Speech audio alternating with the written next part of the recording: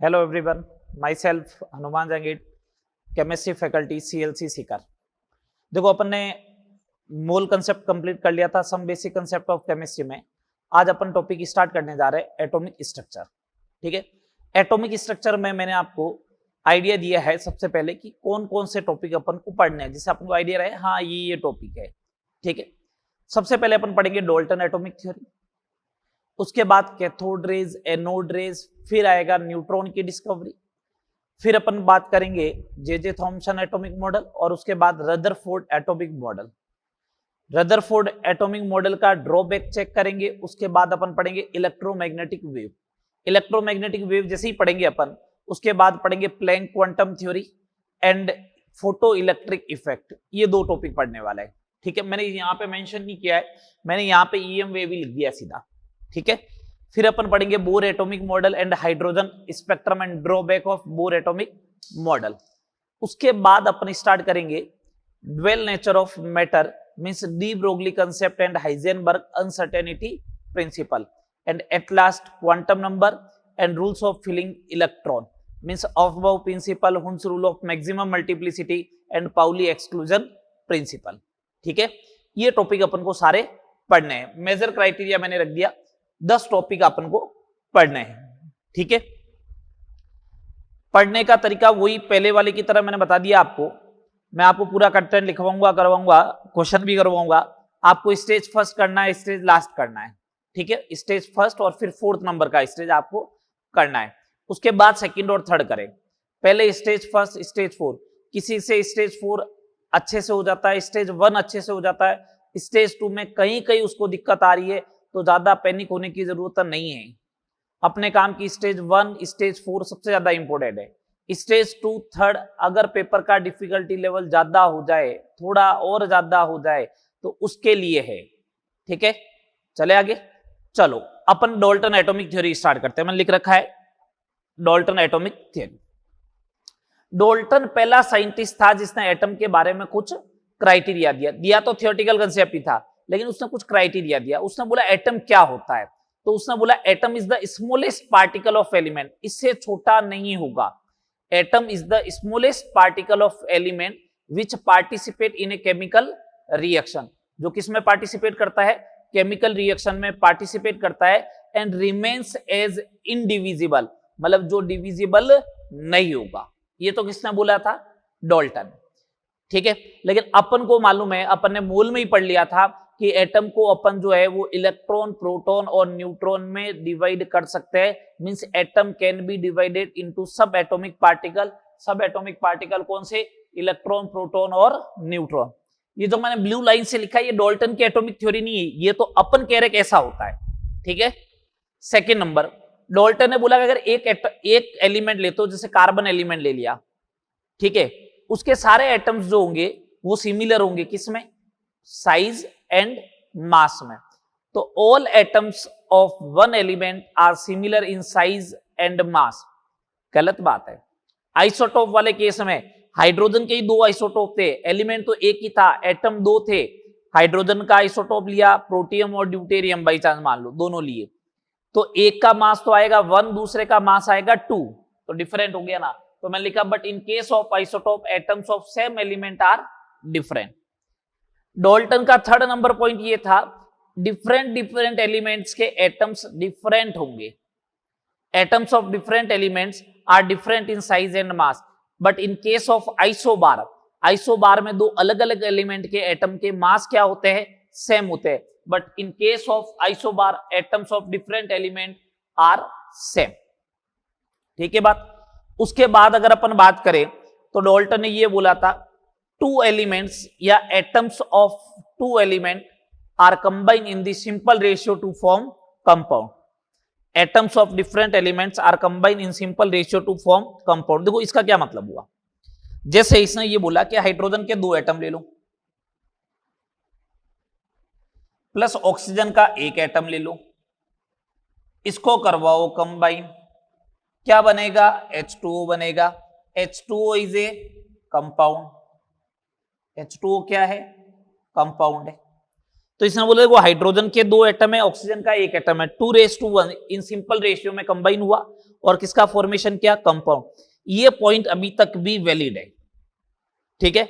Next point, atom can not be created और destroyed, means atoms are conserve but atoms are conserve. This is known as principle of atom conservation, POAC, principle of atom conservation. Principle of atom conservation is valid only and only in chemical reaction. Principle of atom conservation किसके लिए valid है, only and only chemical reaction के लिए। तो मैंने यहां पे लिख दिया देखो chemical reaction, not in nuclear reaction, not in nuclear reaction. Nuclear reaction होगा तो वैलिड नहीं होगा। फिजिक्स में आप पढ़ते हो कि यूरेनियम के ऊपर जब न्यूट्रॉन की स्कैटरिंग करवाते हो तो बेरियम एंड क्रिप्टॉन बनता है। तो लेफ्ट हैंड साइड में तो यूरेनियम था लेकिन राइट हैंड साइड में बेरियम और क्रिप्टॉन आया। इसका मतलब क्या, यूरेनियम का एटम का कंजर्वेशन हुआ क्या, नहीं हुआ। आ रही बात समझ में? ये डाल्टन एटॉमिक थ्योरी थी, ठीक है। चले आगे। तो पहला पॉइंट हो गया डाल्टन एटॉमिक थ्योरी। अब अपन बात करते हैं कैथोड रेस के बारे में।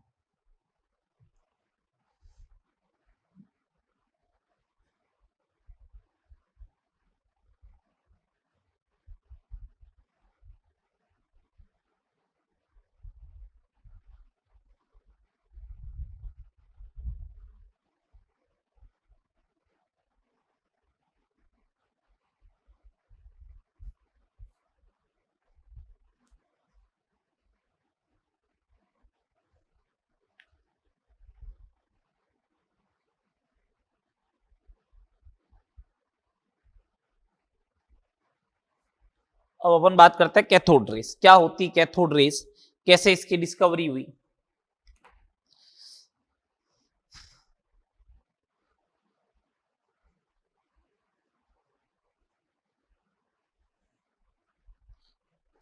ये लीजिएगा कैथोड रेस। मैं पहले इसका डायग्राम बना देता हूं कैसे हुआ डिस्चार्ज ट्यूब का।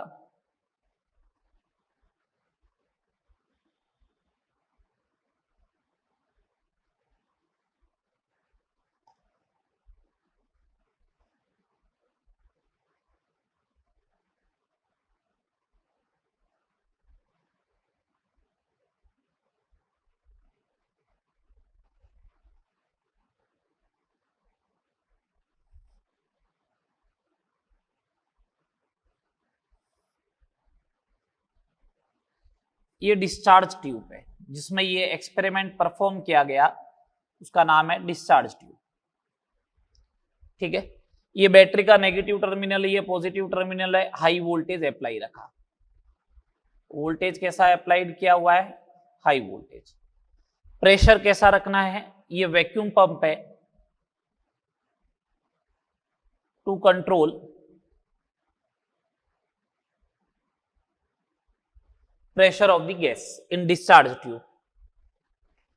This is a anode which is connected to positive terminal of the battery. This is a cathode which is connected to negative terminal of battery. Anode is made in the form of perforated. Perforated का मतलब उस anode में क्या किया गया है, छेद किए गए, perforated anode. And find the direction of particles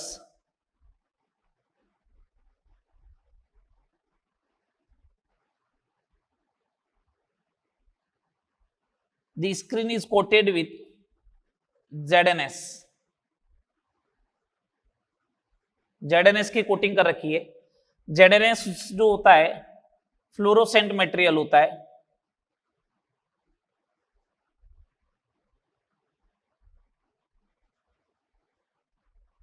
fluorescent material होता है।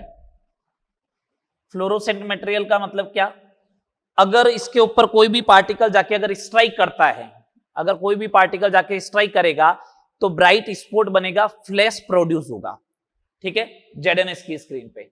तो देखो ये चीज हो गई है। देखना क्या क्या लगाया मैंने। फर्स्ट ऑफ थिंग आपको पहले ये सोच लेना है कि अपन को अब ये नहीं सोचना है कैथोड रेज क्या बनेगी, कैथोड रेज होती क्या है। अपन पढ़ चुके हैं, 9th में पढ़ चुके हैं, 10th में पढ़ चुके हैं एटॉमिक स्ट्रक्चर, 11th में केमिस्ट्री में पढ़ा, 12th में फिजिक्स में पढ़ा, अब पढ़ रहे हैं।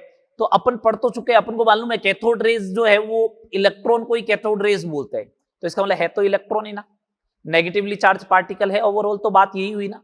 ठीक है, फिर समझिएगा आप करते क्या है। जब वोल्टेज हाई रखते हो, प्रेशर लो रखते हो, प्रेशर कैसा रखते हैं, low, under high voltage and low pressure, under high voltage and low pressure gas in discharge tube, in discharge tube is ionized। होता क्या एक्चुअल में, आपने इनऑर्गेनिक में पढ़ा होगा, अगर किसी गैस में से अगर इलेक्ट्रॉन बाहर निकालना है, अगर किसी गैस में से आपको इलेक्ट्रॉन क्या करना है, बाहर निकालना, कोई अगर आपने एलिमेंट लिया, कोई मेटल लिया, उसमें से अगर इलेक्ट्रॉन को बाहर निकालना, तो आपको क्या करना पड़ेगा, वोल्टेज अप्लाइड करना पड़ेगा। उस वोल्टेज को अपन क्या बोलते हैं, आयोनाइजेशन पोटेंशियल। क्या बोलते हैं, आयोनाइजेशन पोटेंशियल। तो मैंने क्या किया, under high voltage and low pressure रखा, under high voltage and low pressure gas is ionized. Gas अगर आयोनाइज्ड हो गई है तो इसका मतलब ऐसा होगा, गैस आयोनाइज्ड हो गई तो फिर तो X था, तो गैस आयोनाइज्ड हो तो एक तो बन गया X प्लस, और एक क्या बन गया, इलेक्ट्रॉन E माइनस। इसका ऑब्जर्वेशन ऐसा लिख दूं, X कन्वर्ट हो गया X plus plus electron. Observation ऐसे ही तो आएगा, X प्लस एंड इलेक्ट्रॉन। ठीक है, अब सुनिए, वोल्टेज अप्लाई कर रखा है मैंने, वोल्टेज अप्लाइड किया हुआ है, तो इस वाली प्लेट पे एनोड पे कौन सा वोल्टेज है, पॉजिटिव, उधर कौन सा वोल्टेज है, नेगेटिव। तो इलेक्ट्रॉन किधर मूवमेंट करेगा, पॉजिटिव प्लेट की तरफ। इलेक्ट्रॉन किधर मूवमेंट करेगा, पॉजिटिव प्लेट की तरफ मूवमेंट करेगा। तो इलेक्ट्रॉन ऐसे मूवमेंट करना स्टार्ट हो गया इधर से स्टार्ट। अब सुने बात को, अगर एक इलेक्ट्रॉन होता तो आपको ऐसा दिखता जैसे पार्टिकल जा रहा है या बॉल जा रही है। इलेक्ट्रॉन है, इसकी स्पीड हाई है, एक इलेक्ट्रॉन नहीं है, इलेक्ट्रॉन खूब सारे, तो देखो हाई स्पीड से होगा तो ऐसा लगेगा, एक इलेक्ट्रॉन गया, उसके जस्ट पीछे एक इलेक्ट्रॉन जाएगा, उसके जस्ट पीछे एक इलेक्ट्रॉन जाएगा, तो आपको ऐसा लगेगा इलेक्ट्रॉन के पीछे इलेक्ट्रॉन, इलेक्ट्रॉन के पीछे इलेक्ट्रॉन, इस टाइप से दिखने लग जाएगा। ये देखो, ये इलेक्ट्रॉन गया, इसके जस्ट पीछे इलेक्ट्रॉन, ये जस्ट पीछे इलेक्ट्रॉन, जस्ट पीछे इलेक्ट्रॉन, ये ऐसे लगने लग जाए, तो आपको लगेगा ना एक रे गई है, आपको लगेगा क्या गई है, रे गई है, वेव गई है, रे गई है। ठीक है, तो under high voltage and low pressure gas is discharge in discharge tube is ionized and stream of particles move from cathode to anode, which is called as cathode rays। Cathode rays नाम क्यों रखा गया, क्योंकि ये कैसा लगता है कि कैथोड से प्रोड्यूस हुआ है, बट एक्चुअल में हो क्या रहा है, नाम क्यों रखा, कैथोड से एनोड की तरफ मूवमेंट कर रहा है, move from cathode to anode. तो ऐसा लगता है कि कैथोड प्रोड्यूस कर रहा है, इसलिए इसका नाम क्या रख दिया अपन ने, कैथोड रेज रख दिया। बात क्लियर है, क्या कैथोड रेज इलेक्ट्रॉन ही है क्या, इलेक्ट्रॉन। ठीक है बात, अब समझ रहे बात को आगे, अब समझना बात को आगे। मालूम कैसे चला ये इधर से इधर जा रहा है, भैया मैंने यहाँ पे स्क्रीन लगा रखी है ना, यहाँ पे स्क्रीन लगा रखी है जेडेन की, तो कैथोड रेज या इलेक्ट्रॉन जाएगा उसके ऊपर टकराएगा, जैसे ही उसके ऊपर स्ट्राइक करेगा तो ब्राइट स्पॉट बनेगा, तो मेरे को मालूम चल गया कि कैथोड से कुछ आ रहा है, कैथोड से आ रहा है, जिसे अपन ने क्या बोला, इलेक्ट्रॉन या फिर कैथोड रेज। बात करते हैं प्रॉपर्टीज ऑफ कैथोड रेज की। प्रॉपर्टीज ऑफ कैथोड रेज मैं शॉर्ट में लिखूंगा, ध्यान रखे, है ना।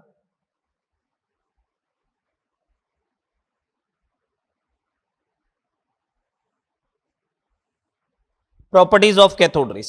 First, travel in straight line. Travel in straight line with high velocity. With high velocity. ये स्ट्रेट लाइन में ट्रेवल करेगी, कैसे करेगी, स्ट्रेट लाइन में ट्रेवल करेगी और वेलोसिटी क्या होगी, हाई होगी। बट ध्यान रखें वेलोसिटी ऑफ लाइट के इक्वल तो नहीं होती है, बट वेलोसिटी ऑफ लाइट के इक्वल तो नहीं होती है। Travel in straight line with high velocity. अगर इसके पाथ में कोई ऑब्जेक्ट रख दिया जाए तो उसकी शैडो पीछे बनाएगा। अगर मैंने जैसे यहां पे मार्कर रख दिया तो इस मार्कर की शैडो क्या बन जाएगी, पीछे बन जाएगी। ठीक है, ये भी ध्यान रखना है। मैंने तो बस ये लिखा है they travel in straight line with high speed. अगर इसके पाथ में अगर एक ओपेक ऑब्जेक्ट रख दिया जाए, एक ऑब्जेक्ट रख दिया तो उसकी शैडो क्या करेगा, पीछे बना देगा। Second number, they produce mechanical effect and rotate paddle wheel.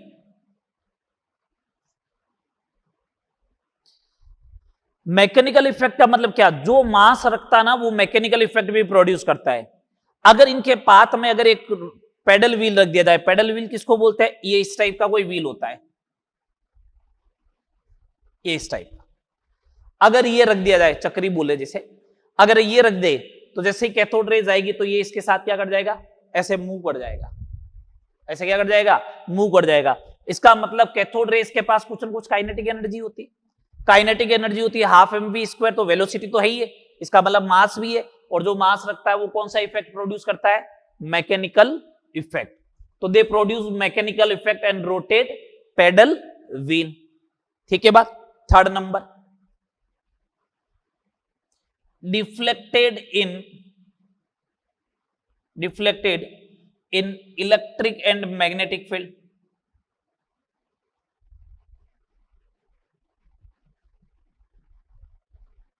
They deflected in electric and magnetic field. They deflected in electric and magnetic field. अब देखो इलेक्ट्रिक और मैग्नेटिक फील्ड में क्यों डिफ्लेक्टेड होगी। इलेक्ट्रिक फील्ड में डिफ्लेक्टेड होने का तो मेरे को रीजन अच्छे से मालूम है। कैथोड रेज होता है नेगेटिवली चार्ज होता है, तो कौन सी प्लेट की तरफ डिफ्लेक्टेड होगा, डिफ्लेक्टेड टुवर्ड्स पॉजिटिव प्लेट। मैंने लिखा है डायरेक्ट ऐसे ही है, पॉजिटिव प्लेट की तरफ डिफ्लेक्टेड होगा। अच्छा, मैग्नेटिक फील्ड में क्यों डिफ्लेक्टेड होता है, देखो कैथोड रेज एक चार्ज कैरिंग पार्टिकल है, कोई भी चार्ज कैरिंग पार्टिकल होता है और वो मूव करता है तो वो अपना एक मैग्नेटिक फील्ड प्रोड्यूस करेगा। तो एक तो खुद का मैग्नेटिक फील्ड हो गया और दूसरा क्या हो गया, एक मैग्नेटिक फील्ड ये हो गया, तो उसकी प्रेजेंस में क्या होगा, डिफ्लेक्शन होगा। ठीक है बात। एंगल ऑफ डिफ्लेक्शन या अमाउंट ऑफ डिफ्लेक्शन या मैग्नीट्यूड ऑफ डिफ्लेक्शन जो होता है वो किसके ऊपर डिपेंड करता है, ये ध्यान रखना है। Deflection is directly proportional to first charge of particle. ये जनरल आइडिया है, कोई कैथोड रेज की बात नहीं चल रही है। Deflection is directly proportional to charge of the particle, inversely proportional to mass of particle, inversely proportional to mass of particle and directly proportional to intensity of field। जो आप फील्ड अप्लाई कर रहे हो, चाहे इलेक्ट्रिक फील्ड हो चाहे magnetic field हो, उसकी इंटेंसिटी के भी क्या होगा, डायरेक्टली प्रोपोर्शनल टू आएगा डिफ्लेक्शन। तो deflection is directly proportional to charge of the particle, inversely proportional to mass of the particle and intensity of field. ठीक है बात। और फोर्थ नंबर जो आप फिजिक्स में पढ़ते हो property, when cathode rays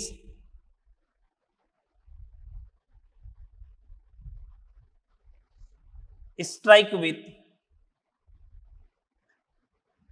heavy metal, then X-rays produce। अगर कैथोड रेज है हेवी मेटल लेड और उससे अगर हाइयर एटॉमिक मास के अगर एलिमेंट ले लिया जाए और उसके ऊपर अगर स्ट्राइक करती है तो क्या प्रोड्यूस करेगी, एक्स रे को प्रोड्यूस करेगी। तो कैथोड रेज जो है अगर किसी हेवी मेटल के साथ स्ट्राइक करता है तो क्या प्रोड्यूस करता है, एक्स रेज प्रोड्यूस करता है। इस प्रॉपर्टी को ध्यान में रखें। ये बेसिकली मैंने आपको properties of cathode raise 4 property बता दी, कैथोड रेज होती क्या है ये बता दिया। अब अपन बात करते हैं specific charge of cathode raise.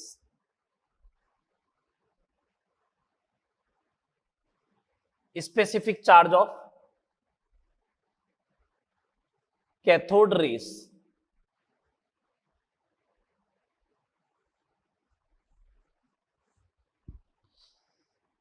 देखिए मैंने अभी बोला कैथोड रेज और कुछ नहीं है, इलेक्ट्रॉन ही है। कैथोड रेज क्या है? इलेक्ट्रॉन ही है। तो इलेक्ट्रॉन का चार्ज मेरे को मालूम है, मास मेरे को मालूम है, तो अभी देख लेते हैं स्पेसिफिक चार्ज होता क्या। तो देखिएगा cathode rays consist, first number point, cathode rays consist negatively charge particle, stream of negatively charged particle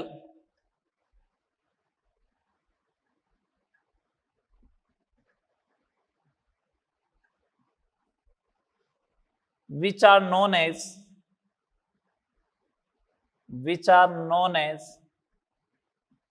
कौन? इलेक्ट्रॉन। तो कैथोड रेज के अंदर जो होते हैं वो नेगेटिवली चार्ज पार्टिकल होता है, स्ट्रीम होता है, उसी को अपन क्या बोलते हैं? इलेक्ट्रॉन बोलते हैं। Cathode rays consist stream of negatively charge particle which are known as electron. Second number, specific charge बोलते किसको है? स्पेसिफिक चार्ज होता है Q by M, charge upon mass. चलिए इलेक्ट्रॉन का कैलकुलेट करना है ना आपको, तो आपको किसको कैलकुलेट करना है? इलेक्ट्रॉन का कैलकुलेट करना है। Cathode rays is a electron, तो Q by M of cathode rays is equal to charge minus का 1.6 into 10⁻⁻⁹ coulomb, mass 9.1 into 10⁻⁻31 kg। अगर इसे सॉल्व करेंगे स्पेसिफिक चार्ज को तो कितना आ जाएगा? माइनस में 1.75 इंटू 10⁻11 कूलम पर kg, ये आएगा। Minus 1.75 into 10⁻11 coulomb per kg। Important बात सुनेगा, अगर आपने हाइड्रोजन गैस लिया, आपने क्या लिया? हाइड्रोजन गैस लिया यहां पे, तो ये H++ इलेक्ट्रॉन बनेगा, तो कैथोड रेज कौन हुआ? इलेक्ट्रॉन। अगर आपने ये यहां पे हीलियम लिया तो He+ बनेगा, प्लस इलेक्ट्रॉन बनेगा, तो कैथोड रेज कौन होगा? इलेक्ट्रॉन। तो इलेक्ट्रॉन बनेगा तो उसका Q बाई तो M हमेशा फिक्स रहेगा ना, उसका स्पेसिफिक चार्ज तो हमेशा फिक्स रहेगा ना, कोई चेंज हो रहा है क्या? नहीं। तो specific charge of cathode raise, specific charge of cathode raise does not depend on nature of the gas। ये इंपॉर्टेंट पॉइंट है सबसे। अगर इसके स्पेसिफिक चार्ज में बात करें तो वैल्यू तो ठीक है, लेकिन उसके अलावा अगर कुछ क्वेश्चन बनना है तो specific charge of cathode raise does not depend on nature of the gas taken in the discharge tube. ठीक है बात? हाँ, Q बाई एम के ऊपर और भी क्वेश्चन बन सकते हैं। आपको किसी पार्टिकल का ऐसे दे दे स्पेसिफिक चार्ज इतना है, उसका मास इतना है, तो बताओ Q कितना होगा? ये ऐसे दे सकते हैं, स्पेसिफिक चार्ज इतना है, Q दे दिया और बोला M कितना है, कर लोगे ना? तो Q by M is equal to specific charge हो गया। तो स्पेसिफिक चार्ज दे रखा होगा, उसको Q बाई एम के इक्वल रख देना। M देगा तो Q कैलकुलेट करवाएगा, Q देगा तो M कैलकुलेट करवाएगा, कर लोगे ना? बोलो हाँ या ना? समझ में आ रहा है व्यवस्थित अभी तक मामला? चले आगे। ये कैथोड रेज के बारे में स्पेसिफिक चार्ज। एक और बात करते हैं कैथोड रेज के चार्ज के बारे में, charge of electron. Charge of electron,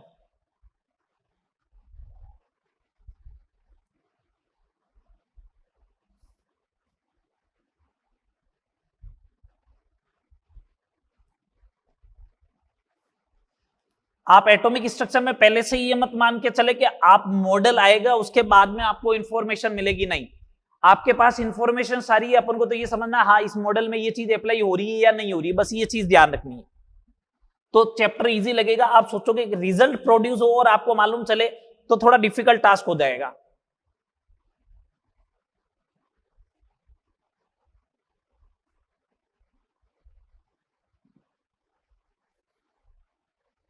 चलिए चार्ज ऑफ इलेक्ट्रॉन की बात करते हैं।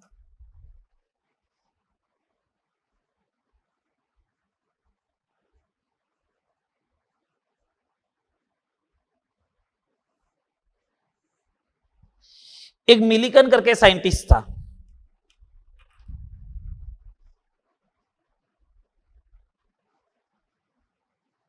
उसने ऑयल ड्रॉप एक्सपेरिमेंट किया। कौन सा एक्सपेरिमेंट किया? ऑयल ड्रॉप एक्सपेरिमेंट किया। फिजिक्स में पढ़ोगे अपने सिलेबस में, बस इतना नाम ध्यान रखिए, मिलिकन ऑयल ड्रॉप एक्सपेरिमेंट। जब भी उसने ऑयल ड्रॉप एक्सपेरिमेंट किया तो ड्रॉप, ऑयल की ड्रॉप जब नीचे गिरती है तो उस समय फ्रिक्शन की वजह से उसके ऊपर चार्ज आ जाता है। तो उसने बोला in Millikan oil drop experiment, charge on oil droplet, charge on oil droplet is integer या whole number, is whole number of electronic charge। तो इसने कहा किसी भी ऑयल ड्रॉपलेट पे चार्ज, अभी न्यूमेरिकल से सेट हो जाएगा मामला, Q इज इक्वल टू क्या होगा? N इंटू ई, मैग्नीट्यूड ही लेना है ई का, तो N क्या होगा? होल नंबर मीन्स 1 2 3 इस टाइप से। तो मिलिकन ने ये बोला, मिलिकन ऑयल ड्रॉप एक्सपेरिमेंट में उसने बोला चार्ज ऑन ऑयल ड्रॉपलेट जो होगा वो किसका इंटीजर होगा, किसका होल नंबर होगा? इलेक्ट्रॉनिक चार्ज का। जहां पे n 1 2 3 4 है, E electronic charge 1.6 into 10⁻⁻19 coulomb है। अपन को तो मालूम है ना चार्ज ऑफ इलेक्ट्रॉन कितना होता है, -1.6 इंटू 10⁻⁻19 कूलम, पहले लिखवा चुके अपन, है ना। चलिए अब देखिए इसके ऊपर क्वेश्चन किस टाइप से बनेंगे जिससे आपको आइडिया रहेगी हाँ भी चार्ज ऑफ इलेक्ट्रॉन इसने आइडेंटिफाई कैसे किया, मैं समझाता हूं। जैसे question number first, charge on oil droplet, charge on oil droplet is 6.4 into 10⁻⁻19 coulomb. ठीक है, calculate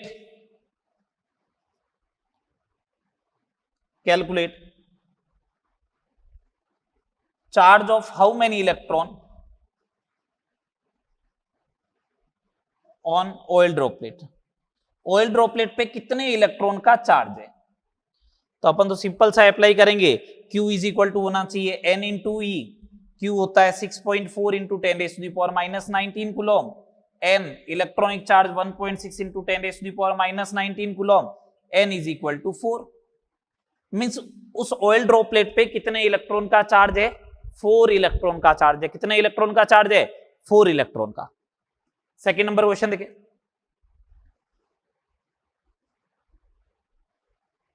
in Millikan oil drop experiment, in Millikan oil drop experiment,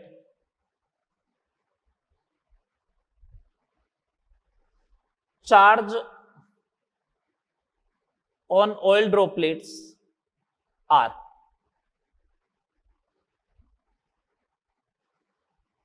कौन कौन से चार्ज मिले? 6 इंटू 10⁻⁻15, हाइपोथेटिकल बोल रहा हूं, कोई यूनिट नहीं है, हाइपोथेटिकल बात है। 15 into 10⁻⁻15, 24 into 10⁻⁻15 and 27 into 10⁻⁻15। Calculate charge of electron. यही एक ऑब्जर्वेशन इसको मिले थे, ऐसे ही ऑब्जर्वेशन इसको मिले थे, किसको? मिलिकन ने। तो उसको कैसे मालूम चला इलेक्ट्रॉन का चार्ज क्या होगा, मैं बताता हूं। जब भी ऐसा क्वेश्चन आए हाइपोथेटिकल, तो उस समय आपको ध्यान रखना है चार्ज ऑफ इलेक्ट्रॉन जो होगा हाईएस्ट कॉमन फैक्टर होगा। हाईएस्ट कॉमन फैक्टर तो लेना आता है या नहीं आता बताओ? LCM HCF, highest common factor लेना है। तो इसका हाईएस्ट कॉमन फैक्टर क्या हो जाएगा? 10⁻⁻15 तो रहेगा ही रहेगा, ये लो मल्टीप्लाई बाय 6, 15, 24 और 27 का हाईएस्ट कॉमन फैक्टर आएगा 3। क्या आएगा? 3। मींस चार्ज ऑफ इलेक्ट्रॉन हो गया 3 इंटू 10⁻⁻15। अब बात समझिएगा, इसका मतलब ये हुआ कि इसके ऊपर 2 इलेक्ट्रॉन का चार्ज है, चार्ज ऑफ 2 इलेक्ट्रॉन। इसके ऊपर 5 इलेक्ट्रॉन का चार्ज है, चार्ज ऑफ 5 इलेक्ट्रॉन। इसके ऊपर चार्ज ऑफ 8 इलेक्ट्रॉन, इसके ऊपर चार्ज ऑफ 9 इलेक्ट्रॉन। तो अपन ने बोला था ना जैसे इस वाले क्वेश्चन में कि इस एक ऑयल ड्रॉपलेट पे कितने इलेक्ट्रॉन का चार्ज है? 4। तो इसी टाइप से यहां पे 2, यहां पे 5, 8, 9 ऐसे आ रहे हैं। ऐसे उसने फाइंड आउट किया। हमेशा देखिएगा ये बात रहेगी कि आपको ये चेक करना पड़ेगा किसका मिनिमम इंटीजर है। अगर जैसे सपोज करो मैं आपको कुछ रुपए दे रहा हूं और मेरे को बताओ कि हाँ कौन सा बेसिक यूनिट होगी, तो मैं आपको अगर रुपए देता हूं ऐसे, आप सोचो कि 10 रुपए से नीचे, 50 रुपए से कम नोट होता ही नहीं, 50 रुपए से कम नीचे का नोट पॉसिबल ही नहीं, 50 से ऊपर के मतलब 100, 500, 1000 है। तो मैंने आपको रुपए दिए जैसे 300, 600, 1000, 1500, तो आप ये सोचो ना कि मैंने आपको किस मोड में पैसा दिया होगा। 100 के नोट दिया ना तभी तो पॉसिबल है, ये 300, 600, 1000, 1500 तो तभी पॉसिबल है। 2000 का नोट पॉसिबल नहीं हुआ, इसका मतलब 500 का नोट पॉसिबल तो हुआ 1000, 1500 में, लेकिन 600 कैसे लेके आओगे फिर? इसका मतलब मोड ऑफ करेंसी जो रहा वो 100 रुपीज रहा। 100 rupees is charge of electron. Same way यही है, समझ में आ रही है बात? चले आगे। ये तो बात होगी कैथोड रेज की। अब अपन बात करते हैं एनोड रेज की। एक्सपेरिमेंट का सेटअप सेम रखना है मेरे को, बस थोड़ा सा इसके अंदर चेंज कर रहा हूं, देखिएगा, आइएगा बात करते हैं।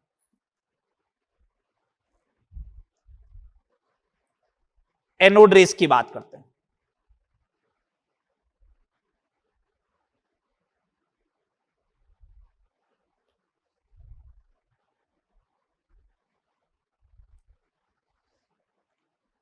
डिस्चार्ज ट्यूब तो वही रखोगे, ठीक है। इस बार फ्लोरोसेंट स्क्रीन इधर नहीं लगानी है आपको, इधर नहीं लगानी है जी, नहीं। परफोरेटेड भी नहीं रखना है एनोड को, ये भी नहीं होगा फिर तो, ठीक है। इसको बनाइएगा साहब परफोरेटेड, ये परफोरेटेड हो गया। स्क्रीन किसकी लगा दोगे? ZNS की। फ्लोरोसेंट मटेरियल की लगा दो इधर, ये आ गया, ठीक है। इनको तो सबको हटा दूं मैं,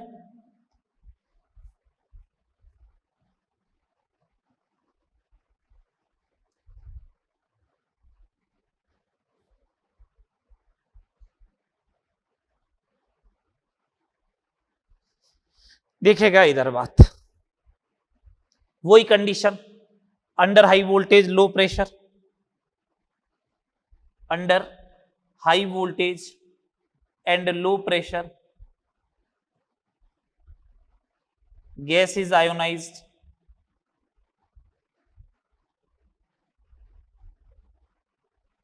in discharge tube.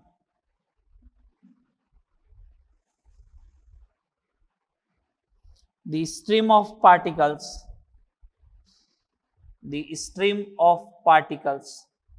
move from anode to cathode,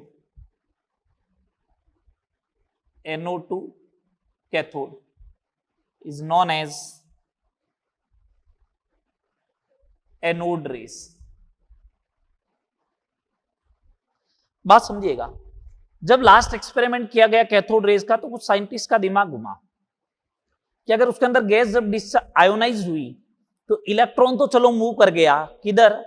anode की तरफ, तो उसमें पॉजिटिव चार्ज पार्टिकल थे वो मूव नहीं किए क्या? तो उन्होंने कहा हाँ कर तो सकते, लेकिन अपन को तो मालूम ही नहीं चला। क्यों मालूम नहीं चला? क्यों आपने इधर थोड़ी लगाई थी फ्लोरोसेंट स्क्रीन, लगाई थी क्या यहाँ पे फ्लोरोसेंट स्क्रीन? नहीं लगाई।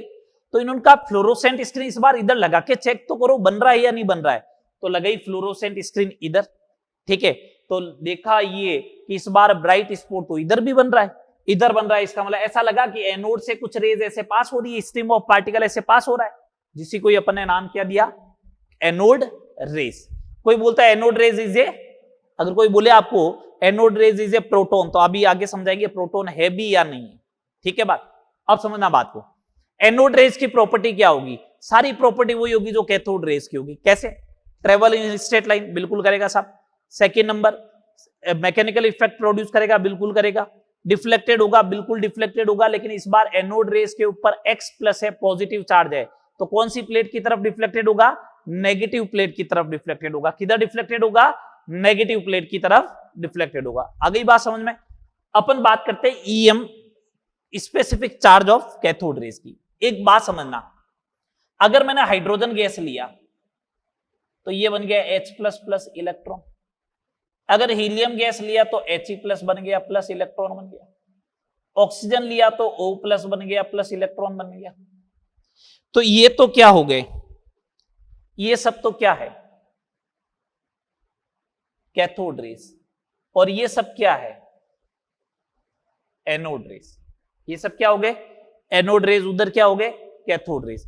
अब अगर ये सब एनोड रेस बन गई तो इसका Q बाई एम कैलकुलेट करो। तो इसका चार्ज सबका 1 1 1 है, इसका मास 1 है तो 1 डिवाइड बाई 1 1 आया।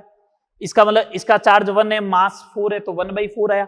इसका मास 16 है तो 1 बाई 16 आया। तो क्या इसका स्पेसिफिक चार्ज कांस्टेंट रह रहा है क्या, नहीं रह रहा है। जो कैथोड रेज में रहता था रह रहा है क्या, नहीं रहेगा। इसका मतलब specific charge of anode raise जो होगा वो किसके ऊपर डिपेंड करेगा, specific charge of anode raise किसके ऊपर डिपेंड करेगा, नेचर ऑफ द गैस। आपने गैस कौन सी ली है ये बताओ। तो मैं लिख दूं point, specific charge of anode rays, specific charge Q by M of anode rays depends on nature of the gas, nature of the gas. Q by m is maximum for hydrogen, and in case of hydrogen anode rays are known as proton. In case of hydrogen gas ही जो होगा वो anode rays को क्या बोलेंगे, proton. कैसे, मैंने कहा अगर हाइड्रोजन गैस हुई तो उस कंडीशन में H प्लस बनेगा। तो मैंने कहा इसके अंदर प्रोटॉन बताओ कितना है, 1, न्यूट्रॉन कितना है 0, इलेक्ट्रॉन कितना है 0। तो ये जब बना एनोड रेस तो इसके अंदर ओनली 4 क्या है, प्रोटॉन ही तो है, इसलिए इसका नाम क्या रखा, प्रोटॉन बोला। अगर अब आपसे कोई बोले proton is a anode rays, सही बात है, बिल्कुल प्रोटॉन एनोड रेस होता है। अगर कोई बोले एनोड रेस आर प्रोटॉन, गलत बात। एनोड रेस प्रोटॉन तभी बनेगा जब वो कौन सी गैस फिलअप कर रखी हो आपने, हाइड्रोजन। बात क्लियर सारी, बोलो हाँ या ना, समझ में आया, बोलो, कर लोगे इस टाइप से। चले अब आगे, अब चलो आगे बात करते हैं, ठीक है। ये बात हो गई सारी एनोड रेस की, स्पेसिफिक चार्ज हो गया। अब अपन बात करते हैं डिस्कवरी ऑफ न्यूट्रॉन। इलेक्ट्रॉन की डिस्कवरी हो गई, प्रोटॉन की होगी, अब बात करते हैं डिस्कवरी ऑफ न्यूट्रॉन। बस एक ही लाइन में एक इक्वेशन ध्यान रखनी है आपको। तो बस डिस्कवरी ऑफ न्यूट्रॉन के लिए क्या, बेरिलियम 49 पे अगर आप हीलियम पार्टिकल की स्कैटरिंग करवाते हो 24 की, तो कार्बन 612 बनेगा प्लस ये बनेगा, कार्बन 612 बनेगा प्लस न्यूट्रॉन बनेगा 0 1, ठीक है। ऐसी रिएक्शन को क्राइटेरिया क्या होता है, ऐसी रिएक्शन का क्राइटेरिया क्या होता है, इन दोनों को सम कर दो, अपॉन वाले का सम इधर मिल गया 6 तो इधर 0 आ जाएगा, ऊपर सम आया 13 तो 12 प्लस 1 13। आ गई बात समझ में, इस ये क्राइटेरिया रहता है। तो न्यूट्रॉन की डिस्कवरी हो गई। तो 3 फंडामेंटल पार्टिकल आ गए, इलेक्ट्रॉन, प्रोटॉन, न्यूट्रॉन। मोल में भी पढ़ चुके थे, लेकिन इनकी प्रॉपर्टी वगैरह सब कुछ आ गई है, ठीक है। चलिएगा आगे देखते हैं।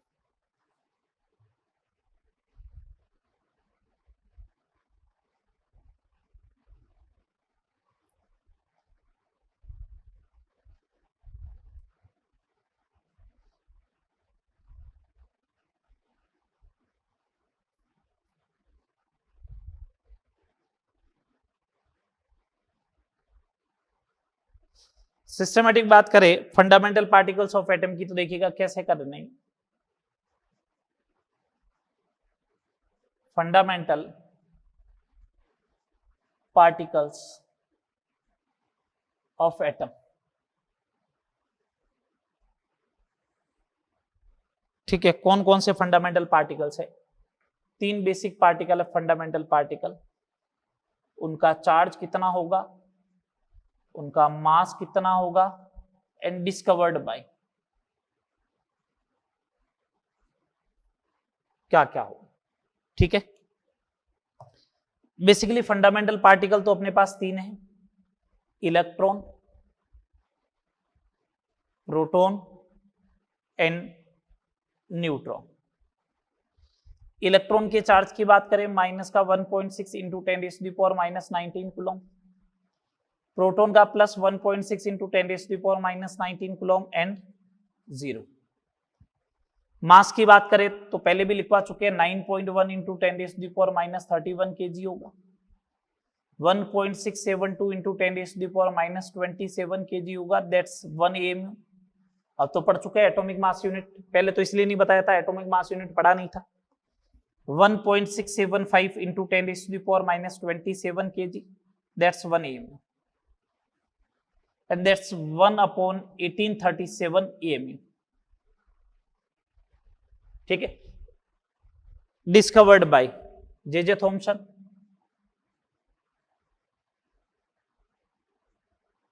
Goldstein, discovered proton and James Chadwick.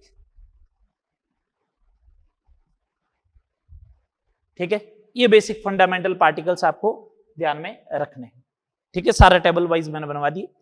आगे देखिएगा, फंडामेंटल पार्टिकल्स की बात होगी सारी। अब अपन बात करते हैं जे थॉमसन मॉडल। थॉमसन ने जब इलेक्ट्रॉन की डिस्कवरी की तो उसको थोड़ा सा कॉन्फिडेंस था कि हाँ मैंने देखो इलेक्ट्रॉन की डिस्कवरी कर ली है, तो मैं एक काम करता हूं एटम के बारे में भी कुछ बोल देता हूं। तो इसने ओनली फॉर थियोरेटिकल बोला, कोई एक्सपेरिमेंट नहीं किया था, इसलिए थॉमसन का एटॉमिक मॉडल फेल होगा। थॉमसन एटॉमिक मॉडल मैं लिखवाऊंगा कुछ नहीं, इसके अंदर बस डायग्राम में ही सब कुछ बता दूंगा। थॉमसन ने क्या कंसिडर किया वो देखते हैं अपन।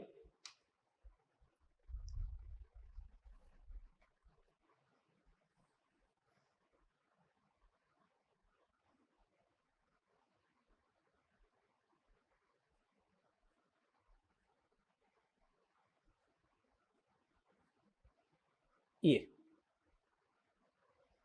ठीक है, इसमें का एटम ऐसा होता है। Thomson consider atom is uniformly distributed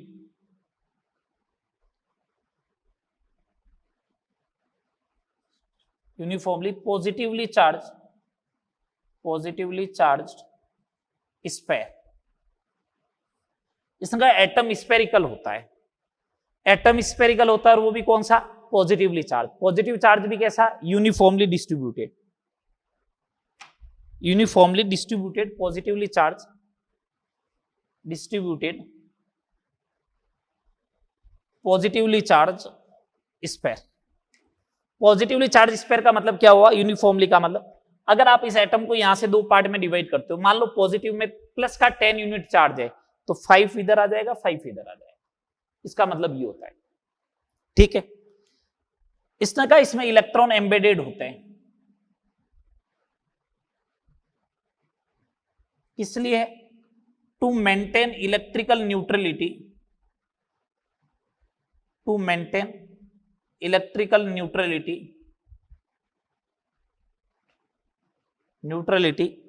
electrons are embedded है। इसने कहा इलेक्ट्रॉन आर एम्बेडेड। अपन को मालूम है इलेक्ट्रॉन क्या करता है, फर्स्ट ऑफ थिंग रिवॉल्व करता है। पॉजिटिव चार्ज कहां पे रहता है, छोटे से पार्ट में रहता है, तो मॉडल फेल हो गया वैसे भी। लेकिन अपन को सुबह ध्यान रखना है, बाई चांस पूछ ले which of the following statement is correct regarding atomic model of Thomson, तो अपन को मालूम तो रहे कि एटलीस्ट हाँ है क्या। तो atom is Thomson consider atom is uniformly distributed positively charge sphere and to maintain electrical neutrality electrons are embedded in atom. इस मॉडल को जो है वो कौन सा मॉडल बोलते हैं, प्लम पुडिंग मॉडल बोलते हैं। क्यों बोलते हैं प्लम पुडिंग मॉडल, ये अपने यहां जो लड्डू होता ना, बूंदी का लड्डू, तो बूंदी का लड्डू तो पूरा तो हो गया क्या, पॉजिटिवली चार्ज स्फेयर, और उसमें जो इलायची वगैरह धसी हुई होती है ना, उसको बोल दिया इसने इलेक्ट्रॉन। ये ब्रिटेन में इस टाइप की मिठाई जो होती है, इस टाइप की जो स्वीट होती है क्या, लड्डू जैसी, उसको बोलते हैं प्लम पुडिंग, इसलिए इसका नाम क्या रखा, प्लम पुडिंग मॉडल, या फिर अपन इसको ऐसा भी बोल सकते हैं वाटरमेलन मॉडल है। कैसा मॉडल है? वाटरमेलन मॉडल है। ठीक है बात। थॉमसन एटॉमिक मॉडल समझ में आ गया। थियोरेटिकल था तो फेल हो गया। अपन को मालूम है पॉजिटिव चार्ज तो छोटे से पार्ट में कंसंट्रेटेड होता है और इलेक्ट्रॉन एम्बेडेड नहीं होता है, इलेक्ट्रॉन हमेशा क्या करता है? रिवॉल्व करता है। तो ये मॉडल हो गया फेल। अब अपन बात करते हैं रदरफोर्ड एटॉमिक मॉडल की। रदरफोर्ड एटॉमिक मॉडल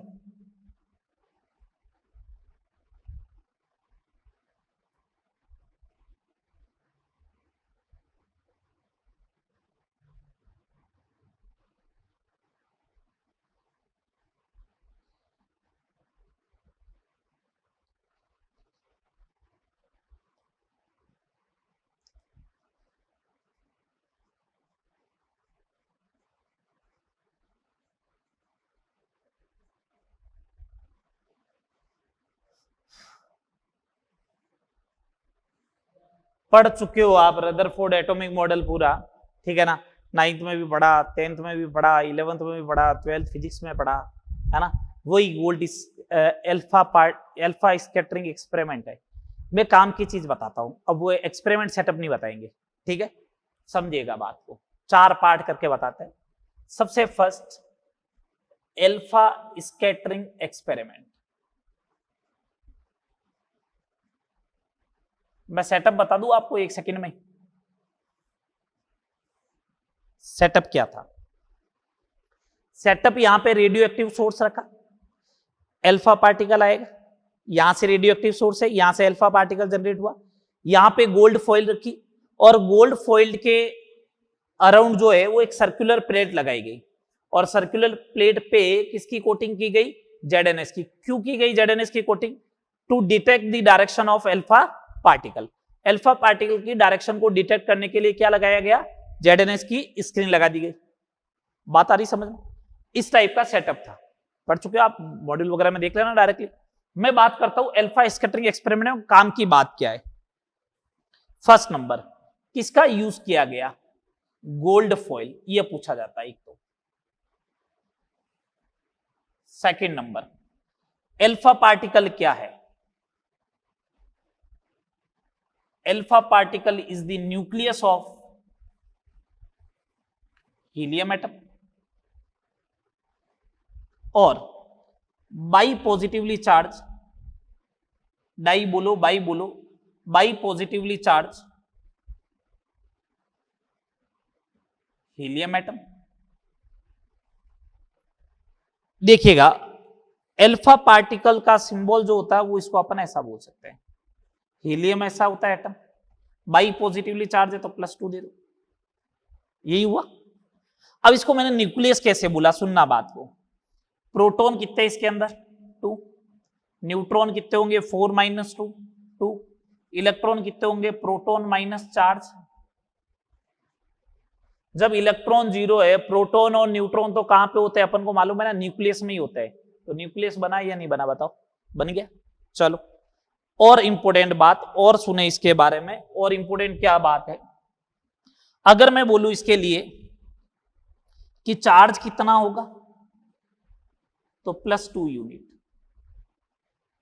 मतलब 2 × 1.6 × 10⁻⁻19 कूलम। मास कितना होगा? ये 4 AMU। ठीक है, अगली बात समझ में। यहां पे एक क्वेश्चन बन सकता है, क्वेश्चन नंबर 3। 2 क्वेश्चन पहले करवा चुका हूं। Question number 3, order of specific charge, order of specific charge of neutron, of electron, proton, neutron and alpha particle.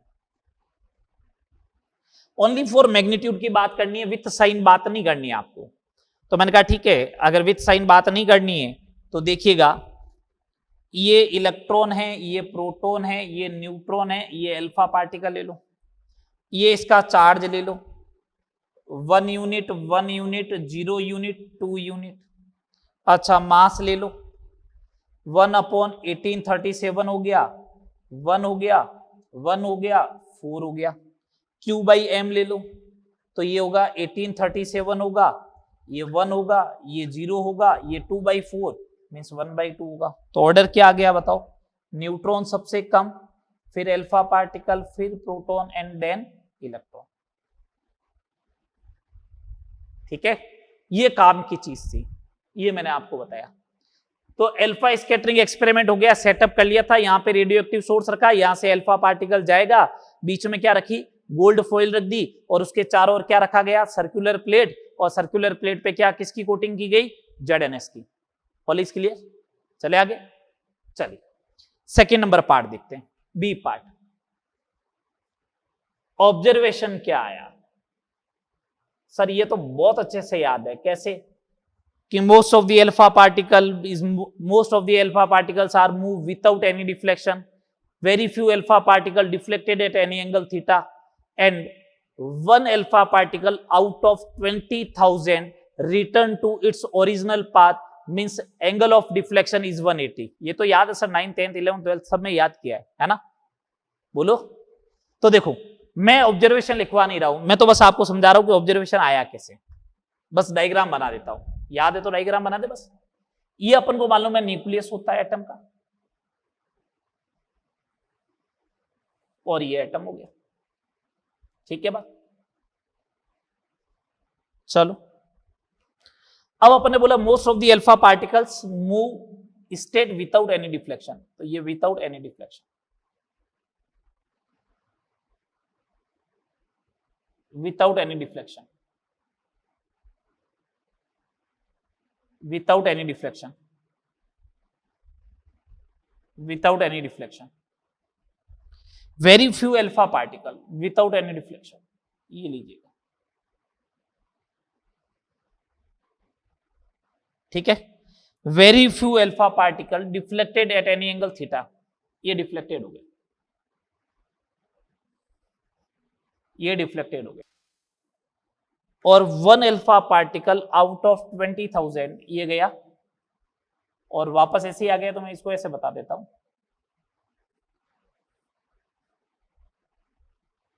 ये वापस ऐसा आ गया, ठीक है। ये इसका ऑब्जर्वेशन है गोल्ड फॉइल एक्सपेरिमेंट का। एंगल ऑफ डिफ्लेक्शन मेजरमेंट कैसे करते हैं, दो कोई अल्फा पार्टिकल था, जा रहा ऐसा था, अब आगे ऐसा जाना तो चाहिए था, लेकिन चला ऐसे गया, तो जैसे जाना चाहिए था उसके करस्पॉन्डिंग कितना एंगल बना रहा है, उसी को क्या बोलते हैं, एंगल ऑफ डिफ्लेक्शन। जाना ऐसे चाहिए था, वापस आ गया ऐसा, तो ये एंगल पूरा ये बनेगा। तो एंगल ऑफ डिफ्लेक्शन कितना हुआ, 180 हुआ इसके लिए या नहीं हुआ, हुआ। ये बात होगी। थर्ड नंबर की बात करते हैं, ऑब्जर्वेशन समझ में आ गया, जो बोले तुम लोगों ने वही मैंने लिख दिए, मतलब डायग्राम में बना दिया। इसका कॉन्क्लूजन क्या निकला, इसका कॉन्क्लूजन क्या निकला वो देखते हैं। कंक्लूजन ये निकला कि मोस्ट ऑफ द पार्ट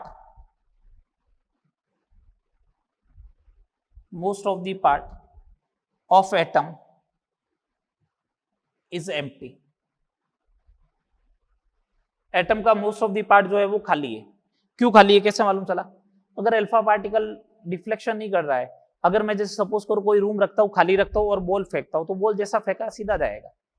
जैसे ही बीच में मैंने कोई बेंच रख दी, अगर मैंने कोई टेबल रख दी, कोई चेयर रख दिया, अब मैंने अल्फा पार्ट इसको बॉल को फेंका ऐसे, तो क्या होगा, बॉल जैसे उस बेड के टकराएगा, ठीक है ना, चेयर के टकराएगा, तो क्या होगा, वो अपनी डायरेक्शन चेंज करेगा। वो तो तब करेगा ना जब बीच में मैं कुछ रखूंगा, कुछ है ही नहीं, तो वो सीधा जाएगा ही जाएगा। अब सीधा जाएगा ही जाएगा, तो इस समय सीधे गए। Most of the alpha particle without any deflection means most of the part of the atom क्या हो गया, एम्प्टी हुआ। Second number part, positive charge is concentrated, positive charge is concentrated in the small region, in the small region in atom। Positive charge जो होता है वो small reason में concentrated होता है। Positive charge is concentrated in the small region in atom. Atom के छोटे से पार्ट में क्या होता है, वो कंसंट्रेटेड होता है। यहां तक बात समझ में आ गया, कंक्लूजन समझ में आया। चले अब आगे, अब अपन देने जा रहे हैं डी वाले पार्ट में एटॉमिक मॉडल। डी वाले पार्ट में क्या देने जा रहे हैं, एटॉमिक मॉडल। समझिए एटॉमिक मॉडल क्या है, फटाफट समझिएगा।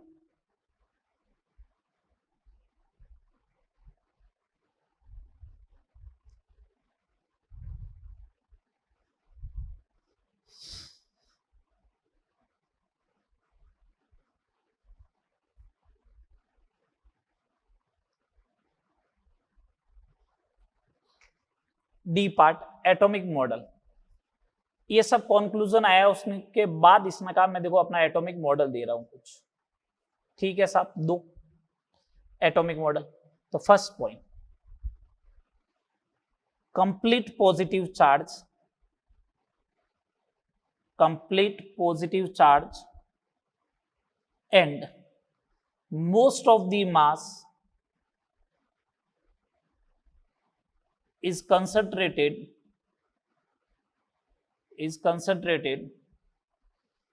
in the small region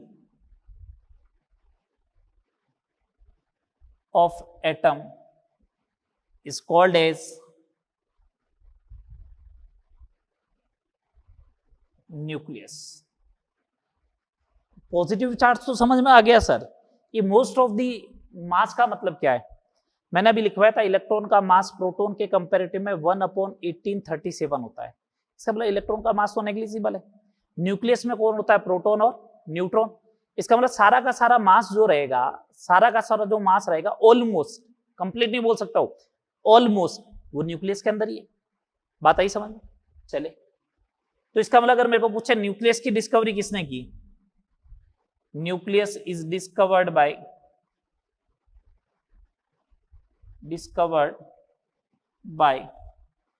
Rutherford. सही बात है।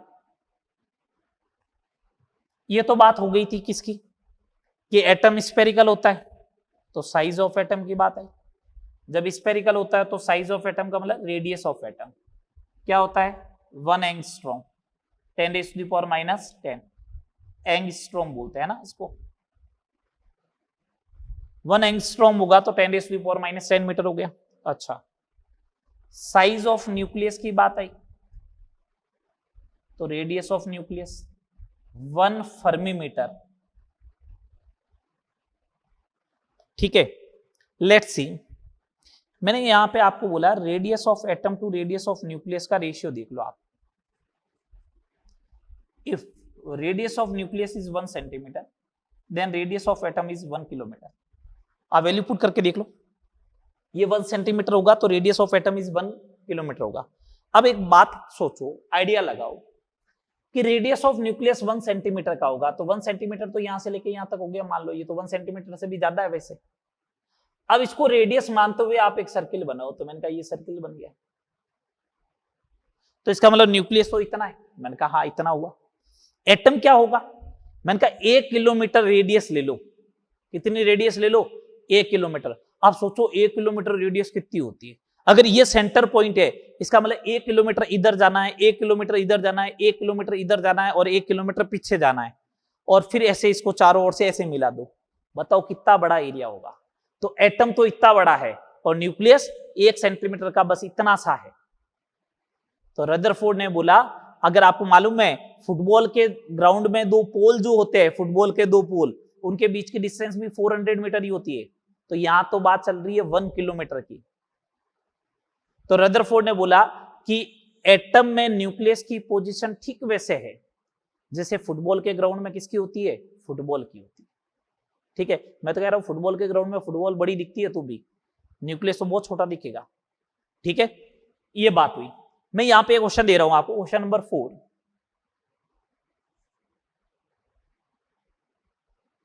Space occupied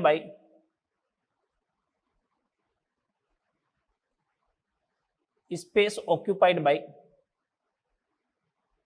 nucleus in atom. कितनी स्पेस ऑक्यूपाइड करेगा न्यूक्लियस? स्पेस का मतलब होता है वॉल्यूम। इसका मतलब volume of the nucleus to volume of the atom की बात हुई। 4/3 पाई आर एन का क्यूब, 4/3 पाई आर ए का क्यूब, आर एन का क्यूब अपॉन आर ए का क्यूब मीन्स 10⁻⁻15 आ जाएगा। सिंपल सिंपल से क्वेश्चन ऐसे ही आते हैं एग्जाम में। क्वेश्चन नेक्स्ट पॉइंट देखिए, third number point, electrons are revolve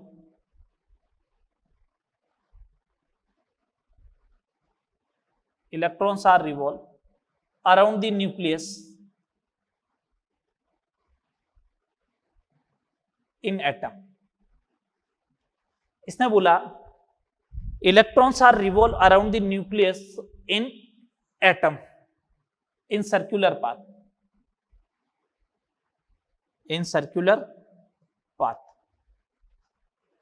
J Thomson ने बोला था इलेक्ट्रॉन एम्बेडेड होता है, इसने बोल दिया नहीं इलेक्ट्रॉन रिवॉल्व करेगा, तो इसने बोला electrons are revolve around the nucleus in atom in circular path, ये भी बात सही। नेक्स्ट फोर्थ नंबर पॉइंट देखते हैं, relation between radius of nucleus and mass number. ठीक है, radius of nucleus and mass number में क्या रिलेशन है? आर एन जो होता है radius of nucleus is directly proportional to A raise to the power 1/3 होता है, ये ध्यान रखना आप। अगर ये होता है इसका मतलब R N directly proportional to का साइन हटाओगे तो R naught A raise to the power 1/3 आ गया। बोलो, R radius of the nucleus, R naught constant, A mass number जो पहले बता चुके अपन। आर नॉट की वैल्यू क्या होगी? दे रखा है तब तो ठीक है, नहीं तो 1.25 फर्मीमीटर कंसीडर करना है, क्योंकि एक्चुअल में आर नॉट वेरिएशन में है, 1.2 से लेके 1.5 फर्मीमीटर तक वैल्यू होती है। नहीं दे रखा है तो 1.25 फर्मीमीटर कंसीडर कर ले, दे रखा है तो वो वैल्यू पुट कर देना। इसके ऊपर क्वेश्चन कैसे बन सकता है? Calculate the radius of nucleus of aluminium 27। Aluminium 27 के न्यूक्लियस की रेडियस कैलकुलेट करनी, तो मैंने कहा R N is equal to R naught 27 raise to the power 1/3, 1.25 into 3.75 fermi metre. अरे 27 की पावर 1/3 तो लेना आती है या नहीं आती है बताओ? क्यूबिक रूट तो लेना आता है ना, सेट है मामला। चलो अगला fifth number point, density of nucleus. मैं न्यूक्लियस की डेंसिटी की बात कर रहा हूं, किसकी बात करें? Density of nucleus. तो वो क्या होती है? मैंने कहा जिसका डेंसिटी कैलकुलेट करना ना उसी का मास रखो, उसी का वॉल्यूम रखो।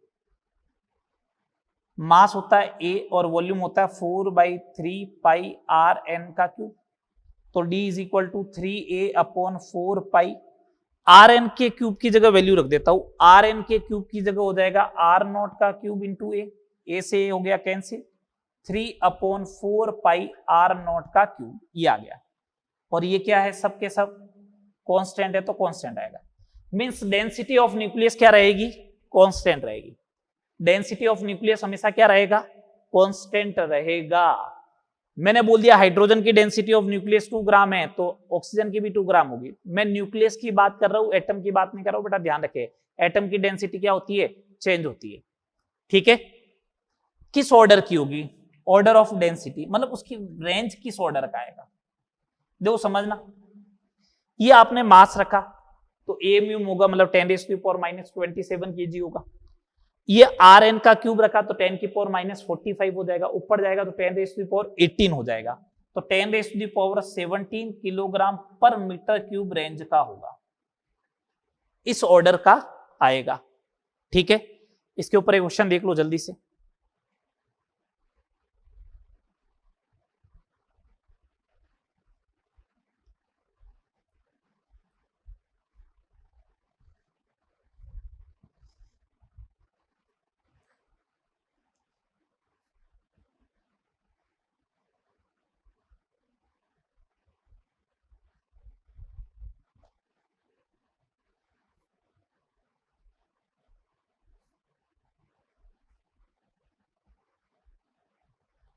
चलिए इसके ऊपर पहले क्वेश्चन देखिए, क्या क्वेश्चन बनेगा। Density of nucleus of hydrogen is 2 into 10 raised to the power 17 kilogram per meter cube. Then density of nucleus of oxygen is इस टाइप से। तो अपन को तो मालूम है ना, पेन चलाने की जरूरत ही नहीं, कितनी होगी 2 into 10 raised to the power 17 kilogram पर मीटर क्यूब ही आएगी। ठीक है बात, चले आगे चलेगा। 6 number point, number of alpha particle deflected at angle theta is, किसी एंगल थीटा पर डिफ्लेक्टेड होने वाले अल्फा पार्टिकल का नंबर n जो होता है वो इनवर्सली प्रोपोर्शनल टू होता है sine theta by 2 raise to the power 4। ये रिलेशन आता है, इस रिलेशन को ध्यान में रखें। मैं यहां पे थोड़ा सा प्रूव करके बता देता हूं ये रिलेशन राइट है या नहीं। अगर कोई भी डिफ्लेक्शन नहीं हुआ तो थीटा क्या होगा 0, थीटा 0 तो साइन थीटा बाई 2 भी क्या होगा 0, तो n की वैल्यू क्या होगी इंफिनिटी। इंफिनिटी का मतलब most of the part, infinity का मतलब सारे के सारे। तो आपने बोला ना most of the alpha particle moves without any deflection, तो इसका मतलब देखो डिफ्लेक्शन 0 है। थीटा बराबर 180 रखोगे तो एक ही तो अल्फा पार्टिकल डिफ्लेक्टेड होगा, तो देखो एक ही पार्टिकल आएगा साइन थीटा बाई 2 1 होगा, तो n की वैल्यू भी कितनी होगी 1। समझ में आ गई बात। ये रदरफोर्ड एटॉमिक मॉडल कंप्लीट हुआ। इसका ड्रॉबैक देखिए, ड्रॉबैक क्या है।